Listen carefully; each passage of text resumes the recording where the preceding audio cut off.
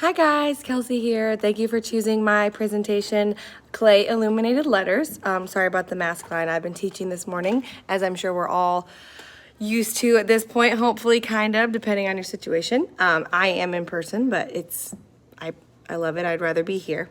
So I'm going to go over a couple of things with you, like my presentation itself, my setup, what the kids make, how it turns out, and we're even going to go through how I present the information to them. So let's get started. If you look at the PowerPoint that I have uploaded for you guys, it's going to look a little different because it'll be a PDF, but here is just as a Google Doc. So when you guys are on here going through, it's, got my little intro page, a little welcome and hello, a table of contents. So this third page right here, all of these links are clickable technically, which means that you can click on any one of those things and it will take you directly to that thing. For example, the PowerPoint for the students that I use, I'm going to go through that next. The video you're watching, but this is how you can get back to it if you need. Sample pages of letters is a different document, but I've uploaded it in a couple of different places. Teacher example, student example, other ways I've done this, and ways to contact me.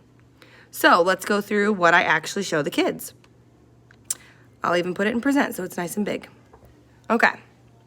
So when the kids and I are doing this lesson, this is the actual PowerPoint I give them, and we talk about illuminated letters and how they've gone from manuscripts to movies.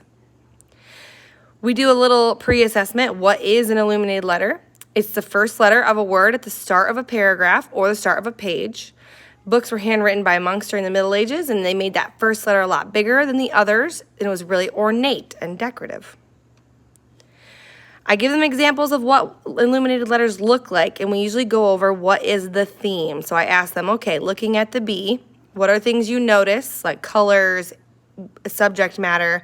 So what would you guess the theme is by looking at this here? We do the same thing with the M.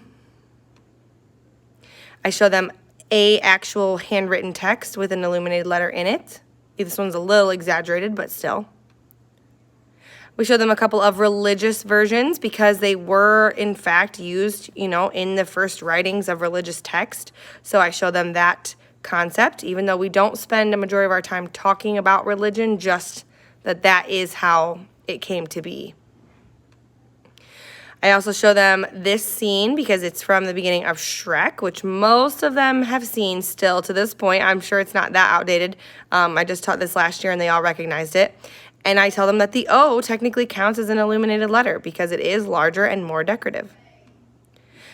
We talk about how these are at the beginning of these movies, which now that we have Disney Plus, it's wonderful because they can actually see these, even though I pulled these from VHS tapes. But these S and B for Sleeping Beauty and P for Pinocchio do technically count as an illuminated letter. And we talk about, even though there's not a theme, because that always comes up, it's still more decorative and larger and usually a different color. So that's why it still kind of counts. Oh, and then that's on my side where you'll find this video. So that is what I do with the kids. It usually goes by pretty quick. It's only a 5-slide, 6-slide presentation. So my personal example that I've shown you guys, and it's in this PowerPoint as well, is this F that I made, and I actually have it right here. So here's the letter. As you can see, it's about hand size, a little bit smaller. I do give them a nice hefty chunk of clay to do this project. But my theme was nature, which hopefully resonates. And then here are several student examples. I just picked a few that I had saved from our school Instagram account. But I also showed you guys these because I like that I took the picture with the sketch. The sketch is a big part of this lesson, and I'll get to that in just a second. So here are several examples that kids have made, and these ones were just made actually last year, right before COVID. I couldn't believe we got it in. On this slide, I show you other ways that I've completed this lesson. So the bonus to this lesson that I'm giving you is, even though I'm showing you the clay version, I have done this exact PowerPoint and this lesson in different formats. So on the bottom, I have a watercolor study, so the kids get a small, usually 5x5, depending on the paper that I have, maybe 4.5, cut of watercolor paper. They make a sketch, and then we transfer it to the paper, and then they get to practice using watercolors. These were done with 4th graders last year, but I have done that all the way up through 8th grade because it never hurts to get a little extra watercolor practice in. These 2 aluminum foil ones, I love doing it this way. I just haven't had the chance to do it in a long time. These are hot glue on a piece of cardboard that the cardboard is then covered in aluminum foil. And that aluminum foil gets pressed so that the raised edges of the glue are exposed. And then we use colorful Sharpies to kind of add that color and detail. And then on the last slide of my presentation, because again, you guys are going to get to go through all this yourself anyway, is my contact info. This is my school email, my school Instagram account, which I'm pretty active on. So either way, you can reach me there. So now we're going to actually go ahead and do the lesson. So because this would be what you were doing in class with me. I go through that PowerPoint, like I said, and that's exactly that's literally verbatim what I do and how we talk about it. I have it up on the whiteboard. We go through it. We talk about the theme of the letters. We talk about how they are going to design a letter, and they are going to have a theme to their letter. I hand them out after this a sketch paper. So it's usually just a little half sheet of newsprint. They also have these table sheets that have different fonts and different types of illuminated letter manuscript style lettering. You can use anything for these. I literally Google image searched different letter fonts and found the ones that I found the most appealing. The main thing is that, sorry, I thought someone was here. The main thing is that you just want them to make them thicker because we are going to transfer this to clay. So sometimes when they make a bubble or block letter themselves, they make them too thin. And I know you guys know what I'm talking about. So I show them these nice, thick, heavy lined font letters. So we go through, after the PowerPoint, they spend the rest of the class designing and sketching out their letter. And I tell them 2 things. It needs to be obvious what your letter is, and the theme needs to be obvious. That way, whatever they're drawing, it's kind of like exaggerated. Just like with my nature one. Kind of exaggerated, right? Big flower, big leaves, vines, butterfly, like the sun.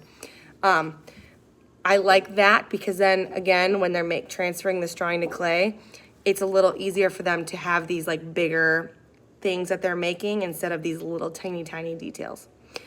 Which the tiny details are important still. If you have these really, that's where you can adapt it, is if you've got a very gifted student, go for the details. And there will be plenty of opportunity for them to add those. Just usually this is our first experience with clay, so it's a little easier that way. So we spend the rest of that class, like I said, making the sketch. And if I have enough time, I will give them a little mini demo really quick with some clay. If I don't have the time, we just do that at the beginning of the next class. I teach for 45 minutes each period, so they get 1 class to design and create their sketch for their clay. They get the next class only to work on the clay. So I also tell them to not do anything too crazy because you're only going to get 1 45-minute period to do this. I pre-cut the clay for them before they come. I honestly just take my 25-pound brick that I get when I order the clay. I take my clay cutter, I slice it down, and I give them clay that's about a 1/2 inch thick, sometimes a little bit thinner if I can get away with it. And I just give them that whole square. If you have a slab roller, if you have other things that you know how to do to make this, great. I do not. So I just cut it straight off of the loaf of clay, and here's my piece. I have done where I'm trying to save clay. I've been a little bit low, where if I don't give them this whole piece, I just cut it in half and give them a half, and those still turned out just as good. If anything, honestly, it was also a little bit more time manageable to have it cut in half. But either way, they still got it done both ways. Just depends on how fast or slow your class works. Okay, so like I said, I pre-cut the clay. And the only thing that they get the second day of class, they get their sketch back because I want them to reference it.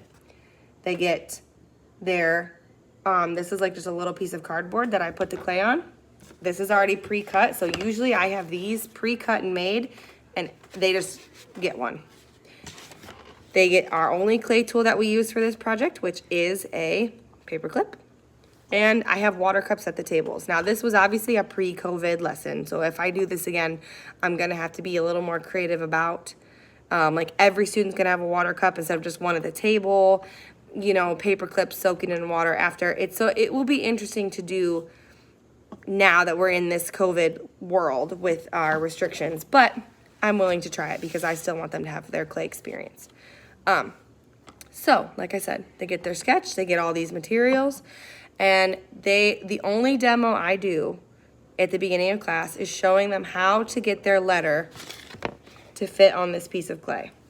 So what I tell them is that you are going to make your letter. So, for example, I did an F because it's Kelsey Felgner. I've done K's, I've done whatever. I did an S for Shelby because that's my school district that I teach for. But I tell them they want their letter to start at the bottom of the square and end at the top. So if you're making a K, your K needs to come from the bottom to the top. One line over here, one line over here. And then I usually just actually cut that out. So I will show you what I mean. So if this is my piece, what I would do is super lightly etch in the letter. And I have all of them do this when they get their clay back at their seat. That way it's plenty big enough. Also, I don't have to give them any extra clay because they have all these pieces to add these little extras on top. I almost always have a little extra as well. So even this year especially, I would probably tell you to cut it in half. That way you have less extra clay and that way we're not wasting.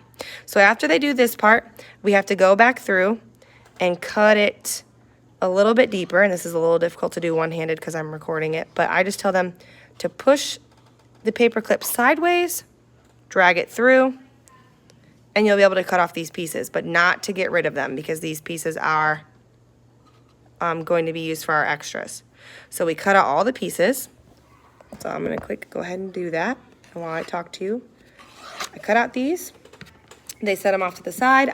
We do talk about, like, you know, while they're doing this cutting, I tell them, you know, try not to touch your clay too much. The more that you touch it, the faster it dries out. And I usually tell them, do not touch the water until after this part because I've only gone over it very briefly with them. Like how water and clay mix together to make, we call it clay soup here because they think it's hysterical. But, you know, we all know that's for real. So I tell them, stack up your pieces, put them off to the side. So now you've got your letter. And you've also got these edges that are not super friendly in the kiln, which we all know. So we talk about how you just dip in a finger of water, use that water to smooth out the edges. And again, I just did this with 3rd and 4th grade last year and it went perfectly fine. My biggest problem that I had actually was kids just not having enough time to finish. But I do not have the space or capability of having them work on clay more than one day. So they have to have it one day because I'm setting it out to dry and we are moving on. We're in the process of building a new building. So currently I have 1 classroom and 1 cart. And I do this on the cart as well. It just is a lot of extra prep on my end, but they love it and they're so, so good.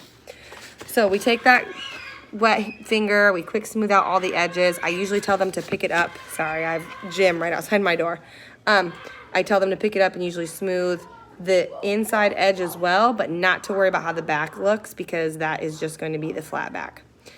I make these as like a little, just a little flat piece that they can set up in their room somewhere, have in mom's cabinet or whatever. I think it would be really cool to do it one year where we attach something so that it hangs. I've been thinking about how I can change this project to incorporate some other, ways for them to display it, but this is just what I've been doing the past couple times I've done it. So we get our letter done, and then at this point, we pause. This usually only takes us a couple of minutes, honestly, not too long at all. We take a quick moment and we pause, and we go over building and carving into clay. So the addition and subtraction of it. I tell them that I do want them to do both. The goal is to do both, to build something that you attach on top and to carve something into it. Just like I did with this letter here, I built all these on top, carved these into it, but also carved into my pieces. I was showing them how you can get some more detail and more in depth. But whatever the theme, so let's stick with nature. I like that theme. We talk about rolling the pieces into spheres, into coils, and all of that is stuff that I've previously gone over. I don't just drop that on them the first day. We usually do, in the younger grades, some different clay projects, so they have a little experience with that. We go over scratch and attach, so they have to scratch the surface of both items. Even though the clay is soft, I always have pieces that fall because the kids don't do it good enough. So I tell them, you gotta scratch, wet both sides, attach. And it goes so, you know. They're young, they're trying. I get about half and half. Half that get it really good, half that get it really not well. So we'll press this out to make, maybe I'll make a dragonfly this time. Real quick, I'm just gonna make a couple of things on here so that I can be done talking and you guys can get to making. You can use any kind of clay with this. This is Laguna Bee Mix from Columbus Clay. I like it okay, or Buckeye, not Columbus Clay, I'm sorry, it's Buckeye. I like it okay. It's a little bit more high fire than I want it to be. It does fire to cone 6, and I would rather do an 05, 06, so